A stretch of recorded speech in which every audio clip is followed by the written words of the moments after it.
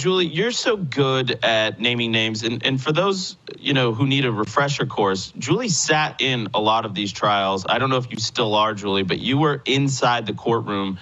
You saw the political bias, the weaponization of our DOJ in first person living color. And I know that deeply affected you, seeing these families get their lives ripped apart, these defendants get their lives ripped apart. You are so good at naming names. Who are the chief villains that are orchestrating this, whether they're in the courtrooms or behind the scenes at the DOJ, pulling the strings? Name names and put it on the record so that, when we do have a new regime, a new administration replacing this regime, as I like to say, that we can have some accountability here. So the biggest name, of course, is Matthew Graves, the D.C. U.S. attorney, the Biden appointee. He is the one primarily responsible for advancing all of these cases and bringing new charges against J6ers. There are plenty of line prosecutors involved. I'd rather not name their names, but I will. I am internally doing that.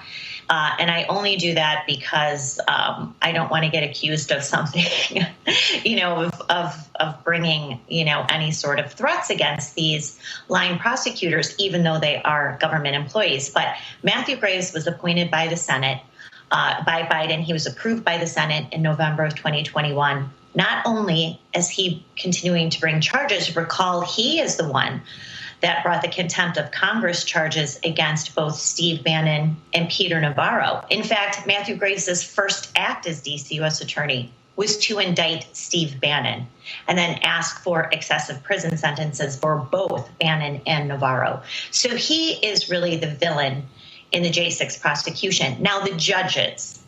Nothing happens in these cases, Andrew, without the imprimatur of the D.C. judges. And those names I will name. Former Chief Judge Beryl Howell, an Obama appointee, an unabashed Trump hater.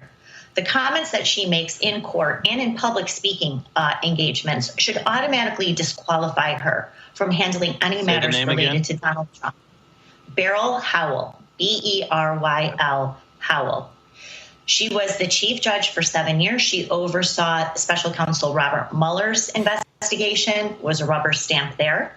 She also handled the initial investigation, DOJ, into Donald Trump for classified documents and January 6th. Again, another rubber stamp.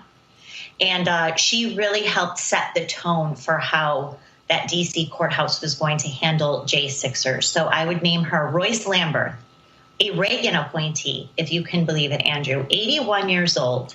I've seen him in court. He can't get out of his chair without help. He uses a walker. He routinely falls asleep during court proceedings, but he is one of the most vicious and vengeful judges. In fact, a few weeks ago, he took the unusual move. A man who was convicted of 4 misdemeanors, no violence, he was inside the building for like 15 or 20 minutes, sentenced him to a year in prison. Now, Andrew, usually what happens after sentencing, defendants have 2 to 3 months before they have to report, unless it's a really violent crime. Lamberth took the unusual move of remanding this man into custody immediately, 4 weeks before Christmas, a non-violent J6er, because he wanted that man to spend time in jail. And he knew that if there were pardons on day one, this individual probably would fall into that category.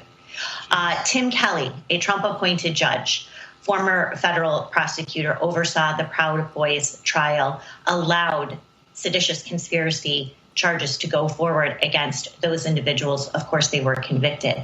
Amit Mehta, another Obama appointee. Not only did he handle all the Oath Keepers trials and again allow seditious conspiracy charges to go against those men, he also is handling a civil lawsuit filed by members of Congress and Capitol Police officers against Donald Trump.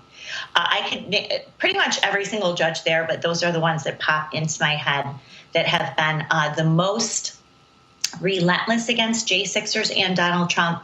But furthermore, Andrew, violating their oath of office by denying due process rights of defendants and failing to protect defendants from the overreach of the government, which is their top job.